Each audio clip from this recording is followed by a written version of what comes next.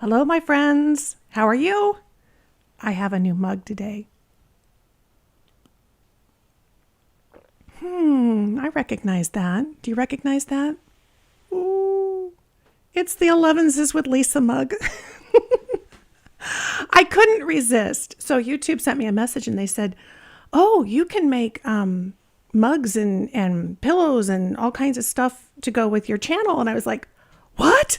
I have to have it. So this is the front. And where can you find these? They're down below the video. I don't know if you've noticed that, but there's like this little storefront thing that they put on there. But look at the other side.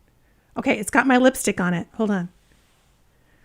My schedule, my breakfast, genealogy, Elevenses with Lisa, lunch, genealogy, dinner, genealogy. That's our schedule, right? So if that's your schedule and you want to have a mug with me, it's available. There you go. Now, I got to tell you the truth. I ordered this and I think it took a month to get. But I think some of that might have been, well, it was the first one. But the post office is moving slow. And I guess there's a lot of different reasons for that. But it sat in Kentucky for about 2 weeks in a post office facility. That's what they said in the tracking. So welcome to Elevenses with Lisa. I'm so glad you're here. I know that YouTube thinks everybody lives in California. I did for many years. I don't now. I don't know why they keep saying this show starts in 110 minutes or something, but it starts at 11 o'clock Central, and you smart people managed to get here. And I was excited because I managed to actually get on chat a little bit this morning. So you know that I was kind of organized today. I was ready to go, and I love chatting with all of you. Keep chatting. One of the things I posted in there was that I'd love to know what topics you'd like to talk about, because today we're talking about Evernote. And really, it's cloud note taking, okay? But we're talking about the way in which we do our active research, our family history research, and we're out there on the internet and we're needing to grab stuff and we need to make notes, and we need to make notes when we're on the road and we're on research trips. And so cloud note taking is a fabulous answer. I happen to use Evernote, so that's what I'm going to specifically talk about. But you can translate all that information when it comes to Google Keep or OneNote or some of the other programs as well. So we're going to be talking about that. And that's kind of the last piece in the little series I've had going on organization.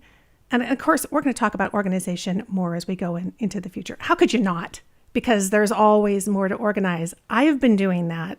I'm going through and doing another big, huge push of digitization of my home movies, which I can't believe I still have some that aren't done.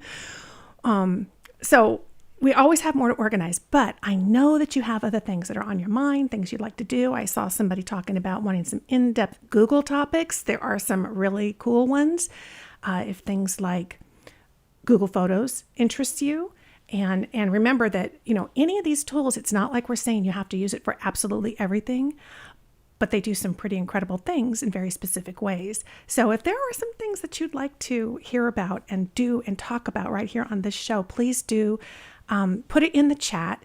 Even better, put it in the chat, because sometimes chat saves, sometimes it doesn't. But also put it in the comments. That's going to be really important for this episode, is to get it into the comments, because when you put it there, then other people who come along, because we've got lots of wonderful friends who come and watch us when they're home from work or when they're done doing whatever they're doing, and they watch the video replay.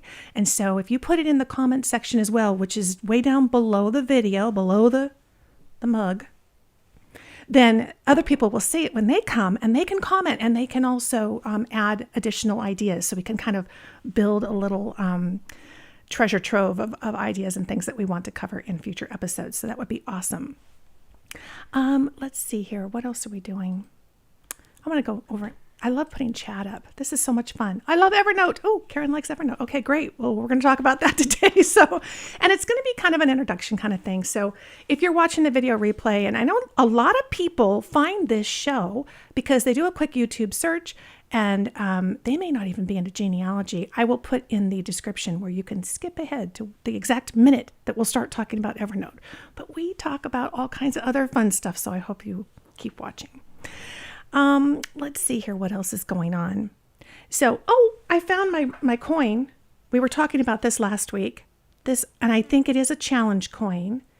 And it's from the Night Vision Ground Personnel folks in Missouri. These were the folks who, the gentleman came and saw me at a conference. I was talking to you about this last week, and gave me this coin and said I was an official member because they had used my book, The Genealogist Google Toolbox, to solve some issues they were having using Google Earth in creating, I guess they were, what do they call it? Airlift tactical training. They were creating some training sessions. And so I said, oh, really? What kind of things were you doing? He's like, oh, no, that's classified. We can't tell you that. I was like, okay, I'll take my coin. That's okay. There is some news, and I wanted to share some things with you. Let's see. Oh, hi, everybody. I love you guys. Another vote for Google Photos. Okay, that's awesome. I'm going to go through all the chat. Make sure you put in the comments, too, so everybody else can chime in. Genealogy news, because there's some kind of cool things that are happening just this weekend. If you happen to be watching this video live or this weekend, which is Memorial Day weekend 2020. So MyHeritage just announced this free access to military records and yearbooks at MyHeritage for a limited time. In honor of Memorial Day here in the U.S., MyHeritage is offering free access to all of its military records. May 20th, today, 21st is today. Yeah. And they all kind of blend together through the 26th. Okay. So through the 26th, which I think is Monday. I'm pretty sure it's Monday. The MyHeritage collection consists of 57 million records and includes draft, enlistment, service records, pension records, other military documents from the North America and around the world. So it's not just in the U.S., dating back to the American Revolutionary War. Also, they put out a reminder. They have colorized their U.S. yearbooks. I think I mentioned that in a previous show here. Those are available at MyHeritage. It's really kind of cool that they're using their colorization tool and running the yearbooks through them because, of course, they are just chock full of photographs of our ancestors. Those are free only 2 more days through May 23rd of 2020. So check that out. That's very cool. And let's see here. I wanted to share with you, because I love hearing from all of you, and I know that you are all busy. You all love hearing from each other in the chat, which is awesome because we are a family here. So I got an email from Linda I wanted to share with you, and she says, she wrote in this week and she shared her family history display because we've been talking about and showing some family history displays that people are doing. And what an amazing opportunity this has been to not only get our stuff organized, but then do the most important step, which is put it into some kind of really usable way that communicates to our family. They walk in our home and they go, oh, this stuff, that's what displays do. She said that her daughter-in-law started this little family tree. It was very small, just a few people on it in 2009. And so she just caught the bug, took the ball, ran with it. And she even added some of her own family photos to the bottom of it. I think you guys will like this. This is really a very unique kind of modern take on the family tree, which I really like. And I guess when she first got it, there was just a couple of people on the trunk, 1 or 2 leaves. She's filled it all out. So congratulations, Linda. It's beautiful. And I really love the coordinating frame with the photos down below. That is very special. So she says, I'm really enjoying your Elevenses videos. That's awesome. And she says, thank you. I really enjoy hearing from you. So thank you so much for sharing, Linda. I love these. They're just kind of inspiring. This is kind of where we're going, what we're trying to put together. And it's just the missing piece of the puzzle. It's like I know people who love quilting, and some people love quilting. They love piecing the quilt together, but they want no part of sewing the top or sewing the whole thing together and making the final quilt. And to me, this is like the final quilt. You got to finish it and so that people can wrap themselves in it. Look at that analogy. Lisa, you're on fire. No. All right, here's the chat. The 26th is Tuesday. Thank you, Linda. I am calendar cryptic. I don't know. It was a beautiful family tree. Now I love that. Okay, and let me see what else. I had one more thing. Let's chat. Oh, okay. Well, let me see. Oh, we've got people sharing surnames. Fold 3 is letting you create memorials on their site this weekend for free. Awesome. Thank you, GeoChief. Very cool. All right. Well, also in the vein of hearing from you, and thank you, Diane. I'm glad you love the show. I love doing the show. So I love hearing from you. And I want to answer some of your questions, just a couple of follow-up questions that we had from last week. And I also want to, of course, jump right into our organization conversation and really talking about Evernote. And let me see if I can get to the right thing here. Hang on there. Oh, I hope I didn't just... There we go. Yay! I love our little guy. This is Jean. Jean is cleaning our family tree, getting it organized, getting it spiffy. And so I'm going to hop over to the PowerPoint side so we can go forward because... Hello, screen. Come on. There it is. How to organize all this stuff. Yes, we've been talking about paper. We've been talking about keeping paper minimal, getting it into the archive binders, and we talked about our digital files. Well, today we're going to talk about cloud note-taking because you're doing so much of your work online. But before we get there, let's talk a little bit and answer a few questions that came up during last week's show, which was number 8. Okay? So just to recap, if by chance you are brand new to Elevenses to Lisa, thank you so much for being here. We're thrilled you're here. This is the nicest group of chat. They're amazing. The recap of the flow that I've been talking about, because really organization is not this chore unto itself. Organization is really part of being successful in genealogy research. That's really the reason to do it, is it not? So we start with, we have a master genealogy database, and I'm going to answer a couple of little questions that people had about that. But when I say master, this is the final resting place for all the great information that we're finding that we feel like we've really nailed down. We have our active work. So this is our daily stuff that we're doing. And like it or not, I think gone are the days where all information, all work happens in one spot, in one notebook. It just doesn't happen like that anymore. So when I think of my family history research, I kind of think in terms of what's currently happening, what's active, and what's archived. So what have I already processed? What have I already gone through, extracted everything, analyzed it, got it in the database, made some conclusions, and now I have a place to put it. As we do this research, we're doing lots of activity in our cloud note-taking. We're also downloading digital files actively. We may still be working with them, but we know we want to keep them. We know that they're the ones that are the right ones, so we want to get those into our computer. But we're also archiving. Finally go, yes, this is the right document. That also needs to be digitally archived. We may be scanning items as well. We talked about all the paper we had. We need to get that scanned and get that into the computer. Also, then we have some original, very precious documents that just, yes, they want to be scanned, but I don't want to let them go. They don't deserve to go in the recycle bin. So we want to get them into an archival location, and which is our notebook system.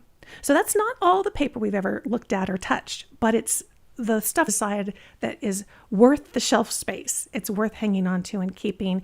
And yes, everything else can be digitized and get into our computer and our cloud storage. And of course, it's not done unless we back it up. So I've shared with you that I use Backblaze. Whatever you do, just make sure you get a backup system. You can visit backblaze.com/Lisa, and they will give you the best deal going right now. They love you guys. They have supported this show for so long and my podcast for so long. And of course, if you decide to buy from them and you use my link, you're supporting this free show, which is great because we haven't got our stimulus check. I'm teasing you. We haven't.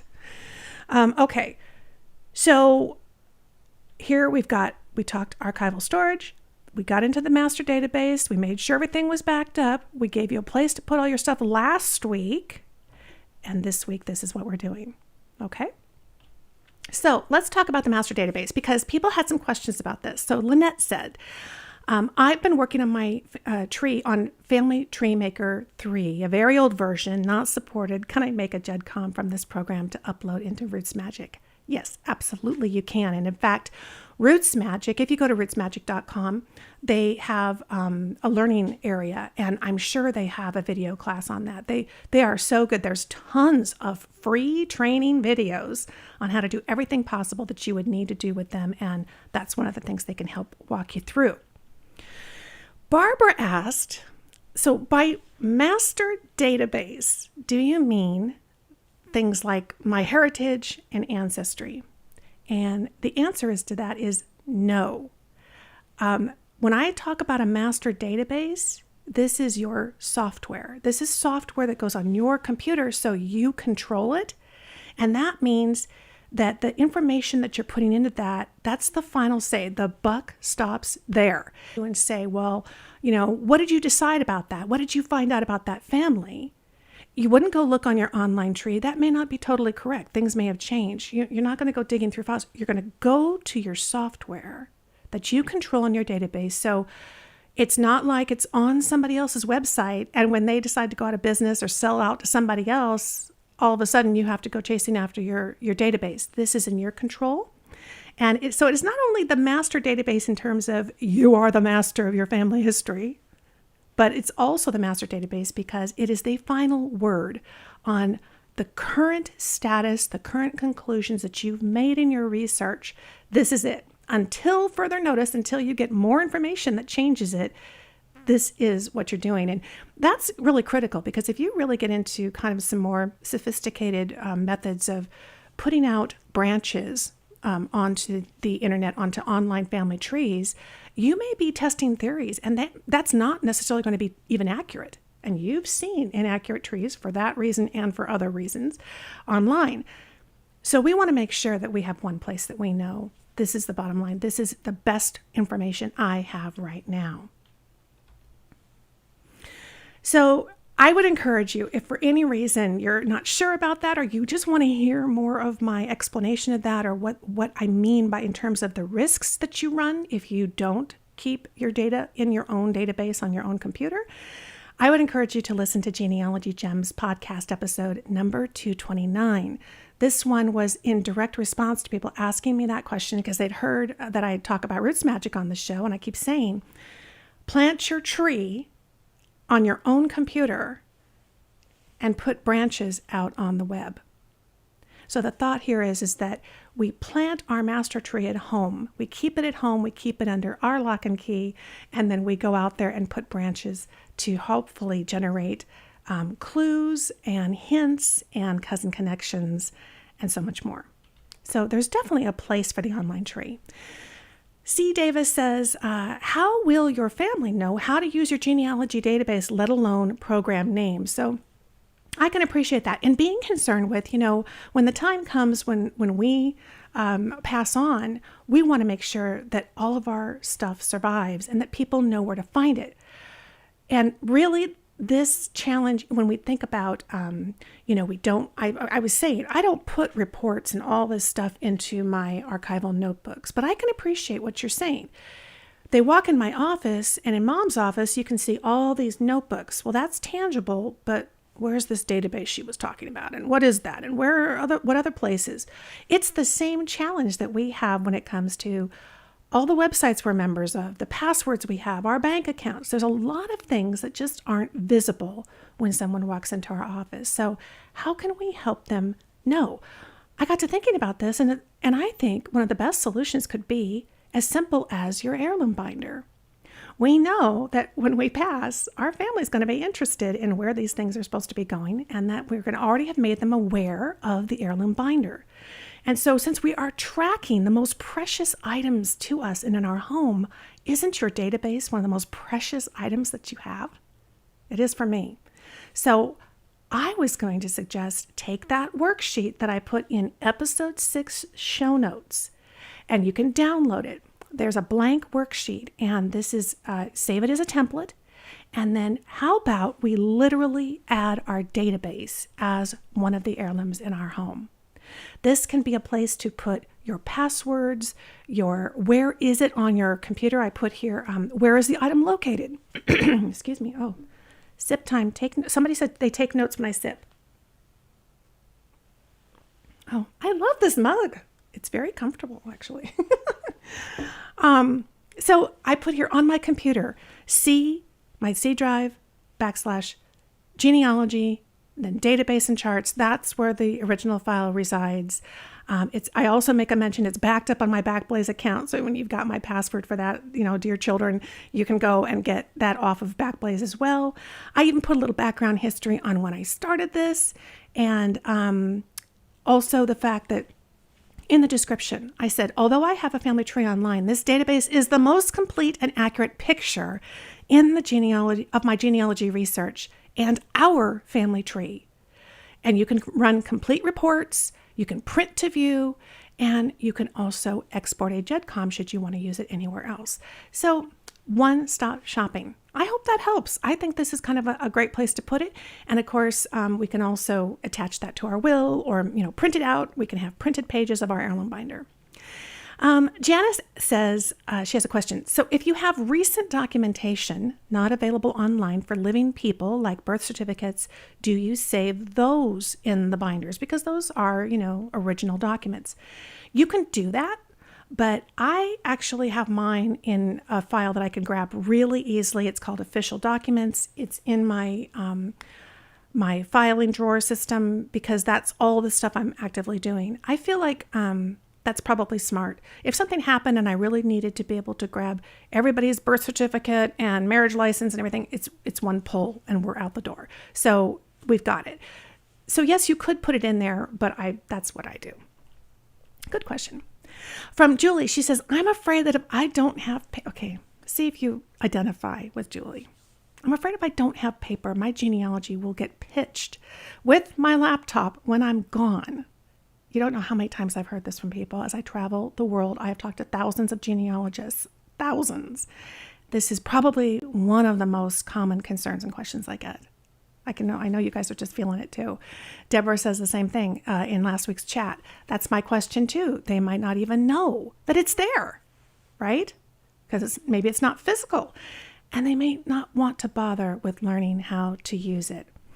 So I gave you my quick solution to get it into the heirloom binder, but I do have a presentation. I was looking through all of my presentations that I do as I work, and I just had a few more seminars canceled this year. There's one event or two that are still hanging in the balance. I don't think they're going to happen.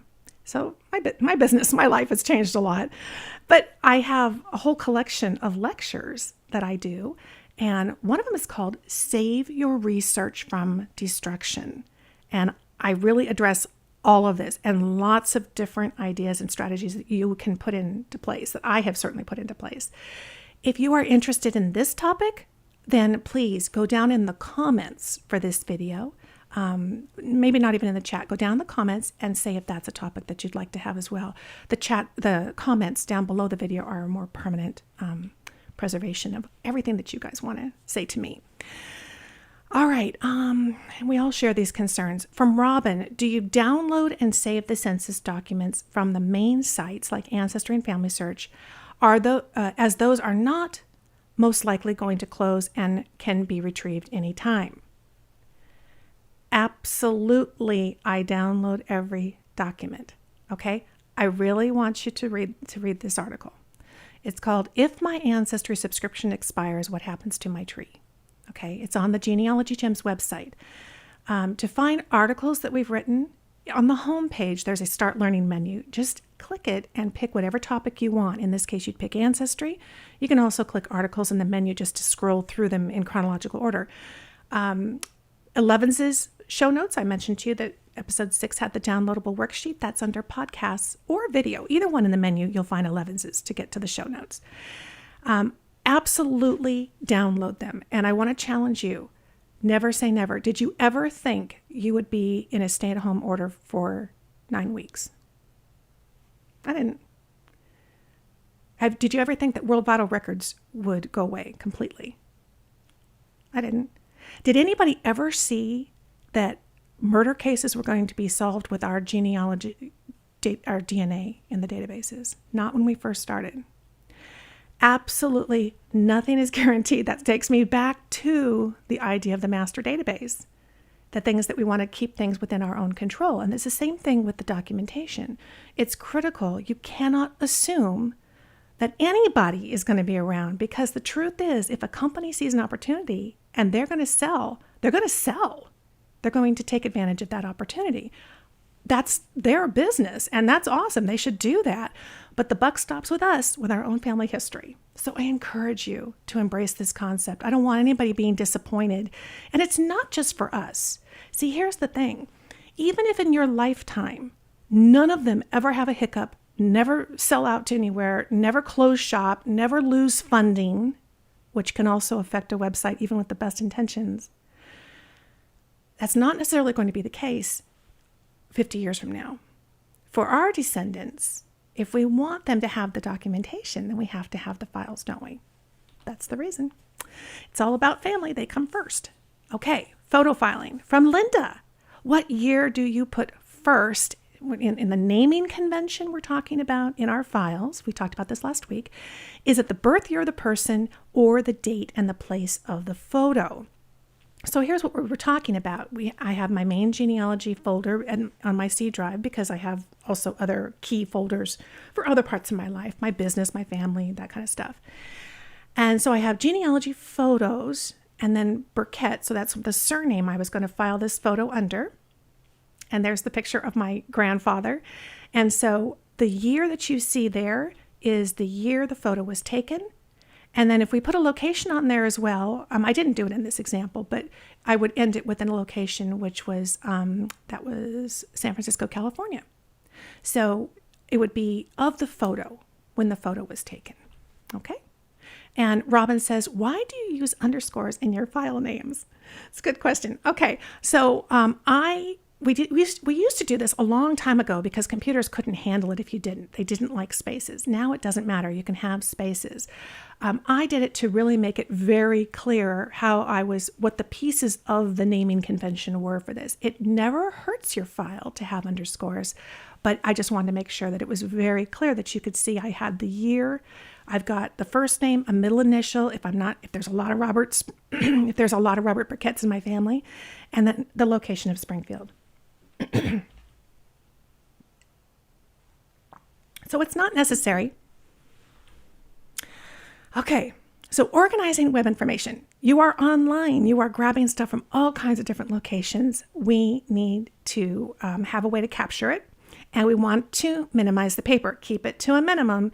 We're only going to keep the most precious paper, the stuff that we just absolutely cannot replace, okay? So I call this your working notes. This is your active place. I look at this shelf in front of me full of notebooks, and I don't get in there that often. I don't need to. But I have an active workspace on my desktop, right? Literally here on my desk. This is a very active workspace. And I think of Evernote as my digital active workspace, if you will. So note-taking software, that's your active research. And our final archiving of our documents is going to be on our hard drive, which is then backed up, which is a secondary layer of protection of backup. So select a free note-taking tool. And we're going to talk about Evernote today. Don't worry about if you use OneNote. And people say often, why do you use one or the other? I use Evernote because that's note-taking, and cloud note-taking is all that Evernote does. OneNote is a very small sliver of the Microsoft universe, okay? And in fact, they even kind of weren't really supporting it all that much until Evernote came along and took off. And then they went, oh, I think we've got something like that. So I would say if I was going to use OneNote, it would be because if I was a power user of Microsoft products, if I was just all about my spreadsheets and my Word documents and all those things, and I really wanted them to interface with my note-taking, then I might use OneNote. Otherwise, I think Evernote is probably the most popular. Certainly, it started off most widely used amongst college students because they were doing a ton of research. Genealogists grabbed onto it and went, oh my gosh, this solves so many problems. So that's what we're going to talk about. But you can, apply these ideas to whichever note-taking service you want to. I wanted to put this screen up just so you got a really nice quick overview, because not everybody is totally clear on what Evernote is and what it can do, particularly if you haven't used it before. And I know many people have tried it and abandoned it because it seemed hard. They weren't taking to it. I would say it probably takes at least a week or two, and you have to put things in and really push yourself to put things in. It's when you start retrieving and working with your stuff, and that happens over that first week or two, that you start to really get the benefit and you see the flow and it makes sense. It just clicks. So Evernote allows you to capture anything. So all kinds of documents, whether it's emails, typed notes, handwritten notes, audio notes, all kinds of stuff, you can capture it on any device that you're using, right? And access it anywhere. So we can use it on our computer. There's software for the computer. If you're not on your own computer, you can go on any computer, like at the library, anywhere, and go in the web browser and go to Evernote.com and use the web version and sign into your account. You can also, of course, sign out. If it's not your computer, sign out when you're done. And we can also do it on our phone. We can do it on our tablets, and you can do it Mac or PC. The flow is just fabulous. It can go between all its devices. And the beauty of Evernote is it allows you to find things so fast. When you think about your research, we don't tend to do things in this real straight line. We tend to grab from here and grab from there. And a census document could apply to 3 different research projects, couldn't it? For different families that appear on the page or different questions that you have. Evernote allows you to retrieve notes in exactly the combination you need in that moment. That's the difference versus the old days of hanging files in your file cabinet, and you had to go and remember which file folder they were in and grab the different pieces, and it took forever. This is like whoosh, and you've got all the exact notes and the particular combination of notes that you need. So it has a web clipper built in. Now, in this hour together, there's no way we can cover everything. So I really want to give you this tool to talk about one of the most important pieces of Evernote, which is the web clipping. This is what we're doing most often when we're online. So we're going to concentrate on that. I have other full-length classes on all different types of topics for Evernote in premium membership, but I want to make sure that everybody knows that you can use web clipping whether you have a paid subscription or not. And even if you don't use it for anything else, this is an amazing tool. So the web clipper is built into the software, the free software that you can put on your computer. And there's different versions. We'll talk about it in a second, but you can have a free version or a paid version. And with the minimal paid version, you get OCR. So that means when you find something on the web and you take a clip of it, you've taken a picture of it essentially. Well, we know that if there's text on that picture, computers can't usually read that. Evernote is synchronizing through the cloud. Whenever you're connected to the internet, of course, it's using the internet, and it's synchronizing with the cloud version of Evernote, and it's applying OCR at that time through that connection. So that means the optical character recognition can literally read the words on the page, on the note, and that's fantastic. So also that internet connection is allowing it to synchronize. So my phone is synchronizing with my computer, with my tablet. It doesn't matter where I was or which device I used. As soon as the internet's hooked on, man, all of it syncs up, and I have the same note on every device. So if I make a change to that note, it synchronizes right back up. I don't have to think, oh, is this the old version of that note or the new version of that note? It's one note. Note restoration to a new device. So if you were to get a new phone or a new computer, you're going to want to be able to restore all the notes, right? Literally, it's as simple as just download Evernote, log in, it's all there. That's it. It's so easy. So there's free software, there's mobile apps in the App Store, and it's the other thing I love about this, it's not just genealogy. My favorite tech tools, and you know that's kind of my slant on things, is I really look at the tech side of what's happening, how it can help us in genealogy. I'm looking for tools that I think are not just typically genealogy focused. And that's because if I'm going to learn a program like this, I want to be able to use it for recipes. I want to be able to use it for planning projects with the grandkids. I want to use it for decorating my house. I want to use it for everything. So that's the beauty of it is if we can get a program that serves us in so many different areas. In fact, one of you, I'm sorry, I can't remember which person it was, the name, but somebody mentioned last week, they said, wow, I love these ideas and I'm implementing them in our accounting system for work. She loved the digital organization and she's like, this is going to make it so much simpler. So I wrote the Google book with the same thing in mind. Whatever we can use for genealogy, if we can apply that to other areas, then it's not having to learn new things over and over again. It's a wonderful opportunity to kind of use it across the board of our lives. So to get started with Evernote, you sign up for a basic account at evernote.com. And that's what I would do. Just go to evernote.com, log in, get your free account. Go ahead and install the software to your computer. And if you have a laptop as well, get it on there as well. And then you're going to go and download the web clipper. The web clipper is like the web Chrome store we were talking about with snooze tabbing and some of the other apps in previous episodes. The web store will have an Evernote web clipper. And of course, the Evernote website will lead you there as well. This can go on your web browsers. And you want to get that clipper, that little elephant, on all your web browsers so that you don't always have to mess with the software. You can go straight to the clipper. Although the clipper is built into the software. And then you want to get on your phone, your tablets, download the free app as well so that you are covered across the board. Now, I think I saw some questions in the chat about the pricing and the programs that are available. So free right now, and of course things can change. So I've given you the link here so you can go check it out for yourself no matter when you're watching this video. Evernote.com/compare-plans. And you can just Google it. That's what I did. So the free version is 60 megabytes.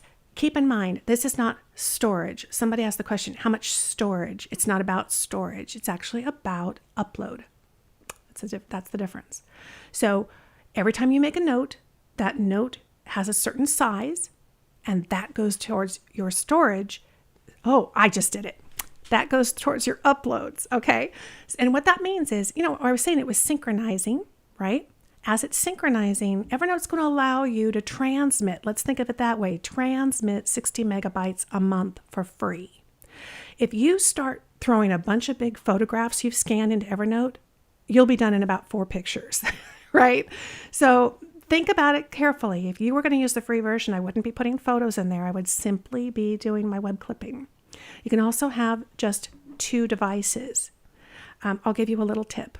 A workaround for that is if you use remote access, you can access the device that has Evernote by using remote access on, let's say, your phone or your tablet. I have my Evernote, when I had the free account, I had it on my computer and I had it on my phone. And then I had Chrome remote access. I talk about this in my mobile genealogy book. And it's a free service that you can open it up on your phone and it can, or let's say your tablet, because I didn't have Evernote on my tablet. If I have Chrome remote access, I was able to remote into my home computer and get it that way. You can also go straight to evernote.com on any web browser and still access your notes. But there are workarounds if you really are on a tight budget and you're concerned about 2 devices only. Excuse my throat.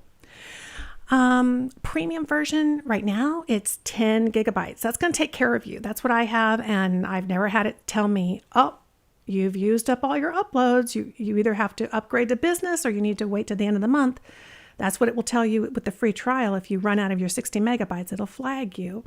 But I've never had it run out. So 10 gigabytes is an awful lot of uploads, and it's like $7.99 a month. So not a bad investment considering it's all your devices, plus there's a ton of other services that you're going to get with that as well. You get the OCR, you can deal with PDFs, unlimited devices. Go check out the website if you have questions about that. I don't work for Evernote, so they don't talk to me about it. So you got to go check the website to make sure you have the most recent information. So the web clipper. So after you get your free login, you're going to come here and you can get it right from the website, and it will know what computer you're on, whether you're Mac or PC, and it will also know which web browser you use. Let's say if it's Chrome, it's going to give you Evernote for Chrome. So that's awesome. It's going to attach to your browser. Types of notes. So before we start clipping, I just want to make sure that you're aware of just how many kinds of notes you can make. You can drag and drop any documents into your notes, but most likely you're going to be typing your own notes. You might even be drawing. I've done that where I've been somewhere and I've had an idea and I go and I get the drawing tools and I just draw a picture of what that is I'm thinking about. You can have photographs as well. So if I take a photo with my phone and let's say I did this once. I was at an ancestral location and there was a plaque on the church that said that the ancestors had helped build this church. So I took a photograph of it, sent it to Evernote. It became a note. What did Evernote do? It immediately applied OCR. Now, the words on the plaque were keyword searchable. You've got to love it, don't you? That's really cool. So if I later want to find that amongst my thousands of notes, if I can just think of one word that was on there, one name, I can type that into the search and that plaque picture is right there on my phone or on Evernote. So you can take pictures, you can write your own notes. I also use it quite often when I'm at conferences. I will record quick little interviews with people like you who come to my booth and we talk, or we come up after class and they'll tell me a story, something they heard on the podcast, and we'll do a quick audio note. I like their notes because they're very universally usable in other programs. So they're not this weird proprietary file type. You can also do videos on there. Of course, be careful of the storage upload, that upload amount that you're allowed. And you can attach things as well. So it's just super, super flexible. We're going to concentrate on clipping today because I want you to see how this works. Here is my web browser. Okay, so I'm on Chrome here. And you can see my different web apps that I have. And the elephant is Evernote. Okay, so I want you to know you can browse, use the browser clipper, but you can also do this from the software. And a lot of people don't realize that. If you have Evernote, you may not realize you can do this. Here's a fabulous reason. It's the reason I started using Evernote many years ago. Newspapers. I was writing my newspaper book and I was downloading all of these newspaper files. And if you've ever done that, you know there are times where you pull it back up and you're like, this is blurry. I can't even read it because these files are so huge. So I wanted to be able to just clip the part of the page that I needed. And Evernote was the solution. Then when it applied OCR, it meant that the text in that article was now keyword searchable. That isn't possible. That's not something that Windows can do for you. On my Windows computer, I cannot keyword search using the file manager and be able to pull up a newspaper article that's an image, that's a clipping, can I? Because it can't read that, but Evernote can, and that's the difference, my friends. You need to be able to access material based on words contained in that material. And you may not put exactly the word that you'll remember in the file name. So this is really key. Here's how you do it in the software, okay? This is our little secret trick. When you open Evernote, and I'll do this as I get started with my research day, it's on in the background. Now, I pull up my web browser. I'm doing other stuff. I'm not even looking at Evernote. But I can see that it's open in the tray, in the task tray down below. So I'm going to right-click on the elephant and select Clip Screenshot. When you're using a viewer like this, where a newspaper is appearing in a viewer, do you know what I mean? It's this box with the frame. It's not like you can just download the sheet, okay? You have to take an image, a picture of the part of the paper that appears in the viewer. If you've ever done this, you know what I'm talking about. I actually did a whole podcast episode on this because it's annoying that you can't always easily save out of the viewer. You can do this by right-clicking on this, do the screenshot, make the box around just the part I want. You can see it highlighted now. I let go of my mouse, it's in Evernote, and there's the clipping. Beautiful. So now I have a note. So you can do this just from the software itself. You can also do it with the web browser clipper. Let me show you that if we go to Family Search and we're going to search on records, and I'm going to look for my great-grandfather, Conover Burkett, and I'm looking for a marriage record. They as well are going to display initially this record to me in a viewer. that little portal, that little box, the frame. So here's the record that I want from Randolph County, Indiana. I'm going to click to view the image. You can download, you can click the link up above, but in this case, I don't really need the whole page. There are 4 different marriage records on this page, and 1/4 of this is the record that I need.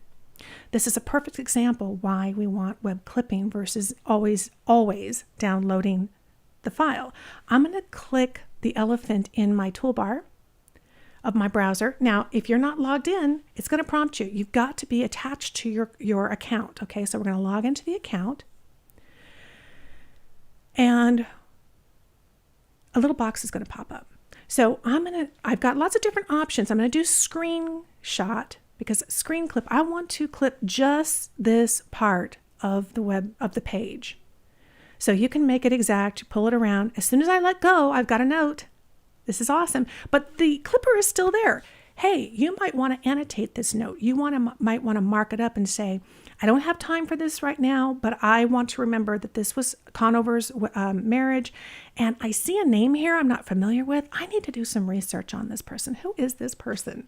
And so I can use the annotation tools that are built into the web clipper and mark it up. I can say, check out this name. Stephen here down at the bottom. Who is this person? I think this is important. Maybe they know him. Maybe they don't. He's the justice of the peace. I think I've heard that name before. You know what I'm talking about in your research. So mark it up. Do everything you need to. You can even add tags. So these are just keywords attached to your notes so you know what this note is about. And a tag is a nice, easy way to retrieve notes as well as it's a secondary way in addition to the search box. So I'm going to give it a surname tag, just really quickly. Burkett, this is a Burkett. So if I click that tag later, I'll have this. And then we save it. And that's as simple as it is. So when you do a screenshot like that, you also, I would recommend, highlight the URL for that page and put that in the note as well. That way you'll be able to retrieve it later. So here's my note. You can see it. It's in the center column, the retrieving, and on the right-hand side, that's the note I'm going to work with. I can also cite this source. So I'm going to come up here and highlight and just do Control-C, copy, or Command-C on a Mac, and I'm going to paste that into the note as well. So when you do your clipping, grab the source information, okay? Copy that link to the page. In a screenshot, in a web clip, you need to copy that link yourself. If you do a full page clipping using the web browser, it will automatically add that URL. But you can see with one click in the info button, I got the link, I can click it now, I'm right back where I was. If they move this page, yeah, the link's not going to work anymore, but it's just one more way for me to know where I got this from. That's why I'm also still copying and pasting that source citation information. It's just really critical. We got to cite our sources, friends. Here in Evernote, if I click tags, now I can click the Burkett tag and I'm going to see that note because I tagged it Burkett as well. You can see all of them there. So when to download and when to clip. If you're thinking to yourself, well, I'm sure that this is the record I need. This is definitely my ancestor. I'm processing that information, getting it into my database. Just download the record. Unless you've got a record like I just showed you, where it's only just a piece of the record, then you could screenshot it. And then you can still, you can right click on any image in Evernote and save it as a picture to your hard drive as well, if you want it in your archival area. And if you're looking at an item and you're thinking, I'm not sure about this record, so I need to do some more research, I just clip it to Evernote. Later, if I decide, yep, that's it, that's the record, I want an archival version of that, I'll either go back to the website and I'll download it to my computer, or I might go back to right click on this actual image in Evernote and put that as a JPEG on my computer as well. Here's the clipping. If I want to go back to the page, I'm going to click the info button and I am going to come down to URL and click the URL. It's going to take me straight back to that page. If you think I'd like this whole page, everything here is what I need, then full page is what you want to clip, not screenshot. Full page gives you everything, even if it's down below the fold, which is great. Okay, so It's going to also automatically put the URL in the info button. So you won't even have to copy and paste it. If you wanted this page, but you only want the data, you don't want the advertising, the banners, the menus, all that kind of stuff, click Simplified Article. And you can do that on any web page, really. And it will give you a nice, simple text only, ma'am. Okay. Tags. Let's just touch briefly on tags. I go into this. I've got my whole system laid out in my Evernote cheat sheet that I have in the store. But I think here's the critical stuff you need to know. The types of tags that you want to have are, I do type of record. So if it's a newspaper, then I type in newspaper. And once you've made a tag, you just can continue to reuse it. I have surnames also.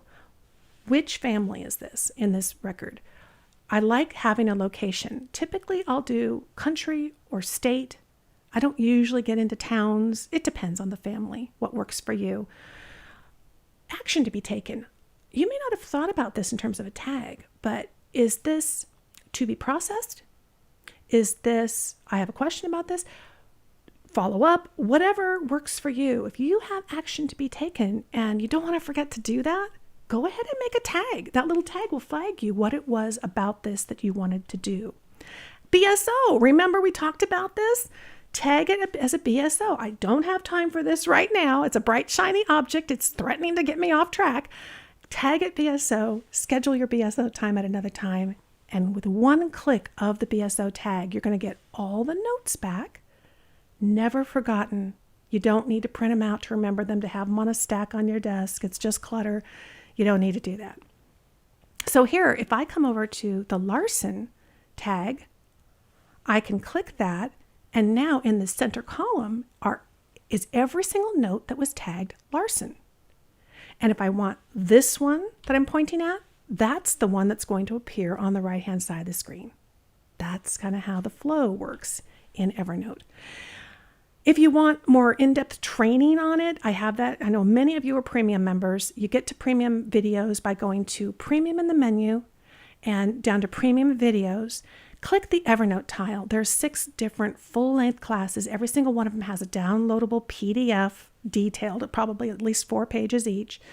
And specifically, look at things like enhance your genealogy with Evernote. If you're new to Evernote, use the beginner one first. I kind of put them in order that I would do them. There's also the research plan one. If you've been not creating research plans, that one will actually show you how to do it in Evernote. Terry asked last week in chat, does she ever have sales on premium? I don't very often. You're absolutely right. But hey, it's we're on 9 weeks together. You guys have been so awesome about showing up, and we've had so much to cover, and yet I know we can't cover everything. So yes, Terry, I'm going to have a 25% off available to all of you. So this is your code, ACTION25, and it's good just through May 27th. So if you would like to get 25% off and you want to get all the training, there's about 50 classes in premium, so that's available to you. And I didn't even it's not new customers only. So if you are a premium member and you'd like to renew or add an extra year, you can do that and use that code. Talking about what folks were saying last week in the episode 7 chat, 2 weeks I think it was, Marge the Car says, does Evernote work if the URL is behind a paid wall? Good question. No. When you click that link, if it's behind a paid wall, you're actually going to get a prompt to log in. So, sorry, I can't help you climb that wall.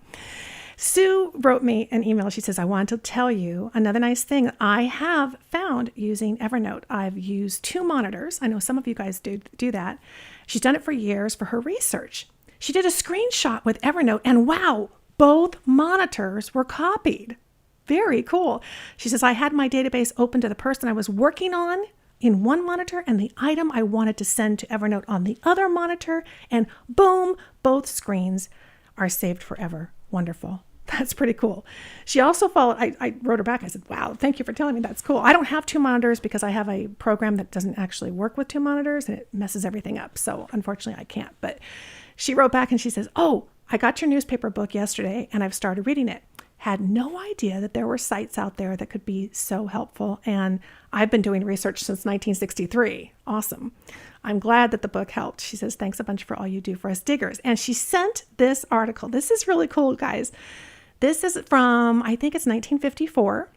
42 issues of local newspaper of 1791 to 92 donated to the library. And she said, this was so cool because these were genealogists and archivists who were so excited in 1954 about all these papers. And they were talking about, we got to get these things digitized. Or not digitized, microfilmed. They were talking about, let's get it on microfilm. And here's all the things you can find in these papers. So I scrolled down and I thought it was really good, but this really caught my eye. People get in trouble. News stories indicate. So this was not the same article. Get this. Coy housewife told firemen her attic was on fire, but it was just her bustle. I love this. I know that's not what you wanted me to get out of that newspaper article, but I just thought that was funny. I couldn't help but catch that. All right. So there's the code. Did everybody get it? Somebody put it in the chat if you need to. Action 25. Ta-da! We got through Evernote. Wow. I hope you got some new tips and tricks. I hope if you've been nervous about it, you're excited to now try it, even if it's just the free version. I hope if you've been an Evernote user that you heard about something here that you think, oh, I didn't know I could do that. Now I can do that. That's the whole idea. So I hope you enjoyed that very much. All right, let's get back to what we're doing here. Oh, okay.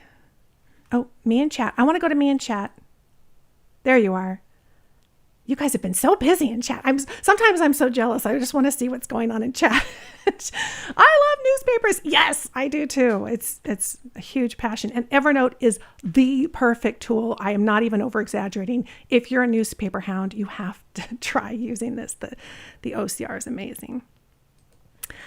All right. Well, oh gosh, I wanted to close this up. You know, I always think so very carefully about what I want to say to you each week, and particularly how I want to close each episode, and the thoughts that I want to leave you with. That you guys matter so much to me. You will never know how much you matter to me. And lately, I have you been hearing the phrase, stay safe? Oh my gosh, I hear it everywhere. Particularly when you're saying goodbye to somebody or at the end of an email, everybody stay safe. And I just wanted to share a couple of my own thoughts with you about that phrase that I've been thinking a lot about. You know, stay safe or be safe, it kind of implies fear.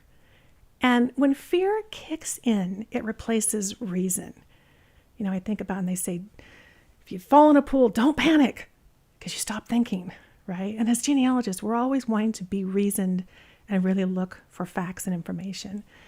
And be safe also kind of implies that it's attainable in this life. And I'm not so sure it is. I don't think it is.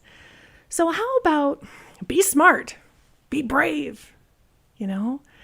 You know, at the end of episode 6, I told you that I believe that not knowing your family history is kind of like showing up in a movie 60 minutes into the movie and expecting to know the story. And of course, if we know this story, then we can also help our kids and our grandkids know this story, which is their story. And that is so important for children to hear about the adversity that the family has faced and how it overcame it. And I know we have lots of moms and dads and grandmas and grandpas and aunts and uncles out there, and you guys are wise. You've got some experience under your belt. And sharing these stories can help kids be more resilient. So this current adversity that we're facing, like all adversity through all of time, is temporary. And we have the opportunity, I think, to help our kids and our grandkids understand it is temporary and to gain some perspective about it. This is so on my mind because my family is absolutely number one. I love doing genealogy gems and I love doing this show and I love traveling and talking, but family comes first. I always say that. Living family comes before dead family. So I've been looking very carefully again at my own family history these last couple of weeks, and I noticed something really interesting about my family tree and my ancestors. None of them appeared to be preoccupied with staying safe. In fact, there were an overwhelming number of incredibly brave and hardworking people in my family, and I know there are in yours too. So this week, I want to encourage you, consider taking an inventory of your family tree and cultivate just the simple stories of bravery and persistence that exists in your family tree. You know, with Memorial Day approaching this weekend, I can't believe it's already here in America, it's a really timely reminder that we are a country with a rich history of risk-taking and bravery, particularly when it comes to freedom. So I wanted to end this episode with just a short video. I produced it a couple of years ago. It kind of pays tribute to the very brave men and women who have served their country. And it features an historical author who actually happens to be from the other side of the pond.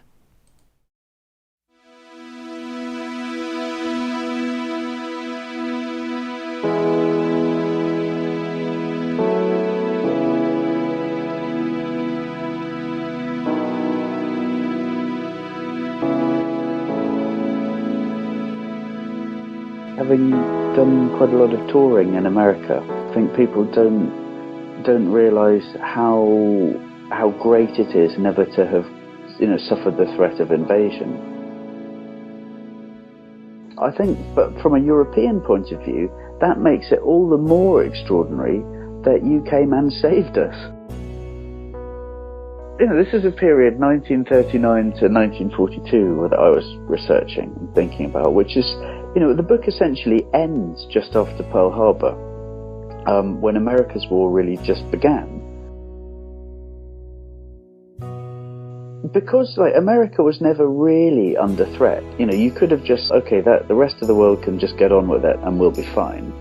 But you didn't. You said, actually, we are going to come and we are going to save Europe. And you did, you sent millions and millions of fighting people, backed it up with this incredible production on the US mainland, and saved the world. I mean, it's as simple as that. It sounds huge, and it's true. You literally saved civilization, and the fact that you did that even though America's mainland wasn't under attack is all the more extraordinary. I was thinking, it's Memorial Day, isn't it, this week? And it's really sobering to think that I don't know how many Americans died during the Second World War. More than 500,000, I think. And I think another thing that Americans don't realise is how grateful Europe is for that. We still think about it every day. It's like the reason that we exist at all is because you came and saved us. I think that's extraordinary.